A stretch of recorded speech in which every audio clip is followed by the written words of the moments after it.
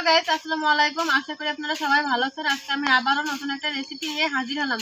আজকে আমি বেগুন দিয়ে ছোট মাছ দিয়ে চচ্চড়ি করবো। তো চলুন আগে বেগুনগুলো আমার গাছ থেকে ছিঁড়ে নিয়ে আসি। এই দেখুন বন্ধুরা, আমাদের গাছে কত সুন্দর বেগুন হয়েছে। আর দেখুন কত বেগুন ধরছে একটা গাছে। এপাশেও দেখুন কত বেগুন। এবার এই বেগুনগুলো আমরা ছিঁড়ে নিব। বেগুন ছিঁড়া হয়ে গেছে, এখন আমরা বাড়ি যাব। বেগুনগুলো নিয়ে আমরা বাড়ি চলে আসছি। আর এখানে আমি একটা আলু নিচ্ছি। এবার এই আলু আর বেগুন চিকন চিকন করে কেটে নিব।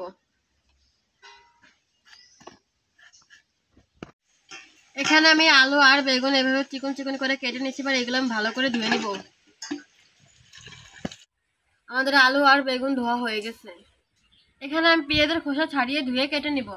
আর এখানে আমি কিছু কাঁচামরিচ নিচ্ছি, এইগুলো ভালো করে ধুয়ে কেটে নিব। এখানে আমাদের মরিচ আর পেঁয়াজ কাটা হয়ে গেছে। আমরা চুলায় জাল ধরে দিছি। এবার আমরা একটা কড়াই বসিয়ে দিব। আমাদের কড়াই গরম হয়ে গেছে। এবার আমরা পরিমাণ মতো পানি দিয়ে দিব।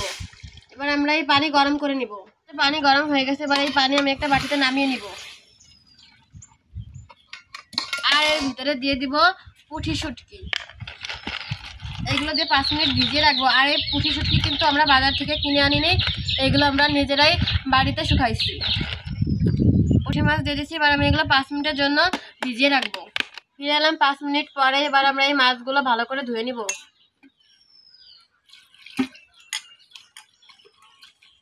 আমাদের মাছ ধোয়া হয়ে গেছে। এবার আমি চুলায় জাল ধরিয়ে দিচ্ছি আর একটা কড়াই বসিয়ে দিব। আমাদের কড়াই গরম হয়ে গেছে। এবার আমি এর মধ্যে পরিমাণ মতো সয়াবিন তেল দিয়ে দিব।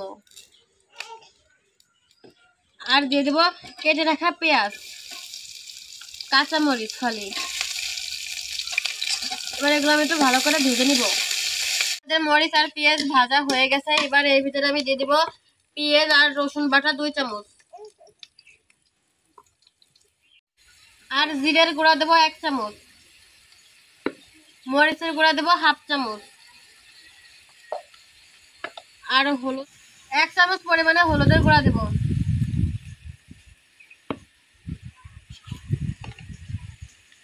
আর স্বাদ মতো লবণ দিব। এবার এইগুলো ভালো করে একটু ভেজে নিব। মশলা ভাজা হয়ে গেছে। এর ভিতরে এবার আমি পরিমাণ মতো পানি দিয়ে দিব। আর আমি যতক্ষণ না মশলার উপর দিয়ে তেল ছাড়ে ততক্ষণ আমি মশলাটাকে কষিয়ে নিব। এই দেখুন আমাদের মশলার উপর দিয়ে কত সুন্দর তেল ছেড়ে দিচ্ছে। এবার এর মধ্যে আমি শুটকি মাছগুলো দিয়ে দিব। আর আমি এই মাছগুলো দিয়ে 3 মিনিটের মতো কষিয়ে নিব। 3 মিনিটের মতো আমি মাছগুলো মশলার সাথে কষিয়ে নিচ্ছি। এবার এর মধ্যে আমি ধুয়ে রাখা আলু আর বেগুনগুলো দিয়ে দিব। এগুলো দিয়ে আমি ভালো করে কষিয়ে নিব। আমার বেগুনগুলো কষানো হয়ে গেছে। এবার এর ভিতরে আমি পরিমাণ মতো পানি দিয়ে দিব। পানি দিয়ে 5 মিনিটের জন্য ঢাকা দিয়ে আস্তে আস্তে রান্না করব। ফিরে এলাম 5 মিনিট পরে। এবার আমরা ঢাকনা নামিয়ে নিব। এবার আমি একটা খুঁটি দিয়ে নামিয়ে নিব। আর এর ভিতরে দিয়ে দেবো একটা টমেটো কুচি। এবার এগুলো আমি মিশিয়ে নিব। আমাদের মেশানো হয়ে গেছে। আমি আবারও 5 মিনিটের জন্য ঢাকা দিয়ে আস্তে আস্তে রান্না করে নেব। ফিরে এলাম 5 মিনিট পরে। এবার আমরা ঢাকনা নামিয়ে নেব। আর এই দেখুন আমাদের রান্না প্রায় হয়ে গেছে। আর এখন আমরা একটা বাটিতে নামিয়ে নিব।